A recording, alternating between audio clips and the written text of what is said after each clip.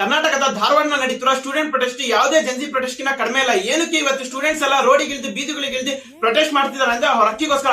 ಸುಮಾರು 3 ವರ್ಷದಿಂದ ಯಾವುದೇ ಸರ್ಕಾರಿ ನೇಮಕಾತಿಗಳು ಆಗಿಲ್ಲ. ಯಾಕಂದ್ರೆ ಇವತ್ತು ತುಂಬಾ ಜನ ಸ್ಟೂಡೆಂಟ್ಸ್ ಮನೆ ಬಿಟ್ಟು ಕೋಚಿಂಗ್ ಸೆಂಟರ್ ದುಡ್ಡು ಕಟ್ಕೊಂಡು ಪಿಜಿಗಳಲ್ಲಿ ದುಡ್ಡು ಕಟ್ಕೊಂಡು ಕಾಯ್ಕೊಂಡಿದ್ದಾರೆ. ಇವತ್ತು ಫಾರ್ ಎಕ್ಸಾಂಪಲ್ ನನ್ನ ಏಜ್ 27 ಇದೆ ಅಂದ್ರೆ 3 ವರ್ಷ ಅವ್ನು ಕಾಯ್ಕೊಂಡಿದ್ದಾನೆ ಅಂದ್ರೆ ಈ 35 ಅಂದ್ರೆ is not eligible for government works. For example ಒಂದು ಎಲೆಕ್ಷನ್ ನಡಿಬೇಕಂದ್ರೆ 5 ವರ್ಷಕ್ಕೆ ಕರೆಕ್ಟ್ ಒಂದು MLA ಎಲೆಕ್ಷನ್ ಆಗುತ್ತೆ. ಅವ್ರಿಗೆ ಯಾವುದೇ ರೀತಿಯಾದ ಎಕ್ಸಾಮ್ಸ್ ಇರಲ್ಲ, ಎಂಟ್ರೆನ್ಸ್ ಇರಲ್ಲ, ಏನಿರಲ್ಲ. ಅವ್ರಿಗೆ ದುಡ್ಡಿದ್ರೆ ಸಾಕು, ಎಲೆಕ್ಷನ್ ಗೆದ್ದಿ ಬರ್ತಾರೆ. ನಮ್ ಜನನು ಹಂಗೆ ದುಡ್ಡಿಗೋಸ್ಕರ ವೋಟ್ ಹಾಕ್ಬಿಡ್ತಾರೆ. ಈಗ ನೋಡಿ ಎಷ್ಟು ಕಷ್ಟ ಪಡ್ಬೇಕಾಗುತ್ತೆ ಪ್ರೊಟೆಸ್ಟ್ ಮಾಡ್ಕೊಂಡು.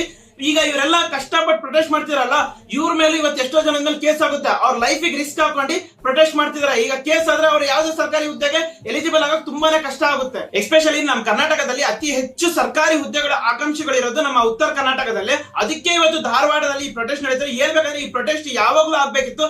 ಇವತ್ತು ನಮ್ಮ ಹಕ್ಕುಗಳು ಕೇಳ್ಬೇಕಂದ್ರೆ ಇವಾಗ ಪ್ರೊಟೆಸ್ಟ್ ಮಾಡಿ ಈಗ ಸರ್ಕಾರಿ ಹುದ್ದೆಗಳು ಕೇಳೋ ಪರಿಸ್ಥಿತಿ ಬಂದಿದೆ. ನಮ್ಮ ಕರ್ನಾಟಕ ರಾಜ್ಯದಲ್ಲಿ ಸುಮಾರು 2,87,000 ಹುದ್ದೆಗಳು ಖಾಲಿ ಇದಾವೆ.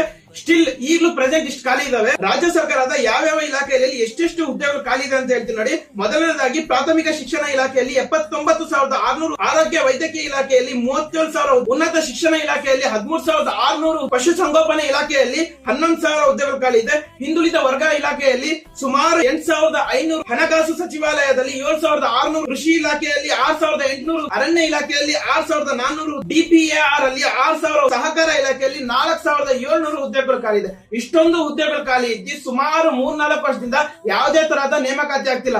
ಏನಕ್ಕೆ ಪ್ರೊಟೆಸ್ಟ್ ಮಾಡಬಾರ್ದು ಅಂತ ಹೇಳಿ ನೋಡೋಣ.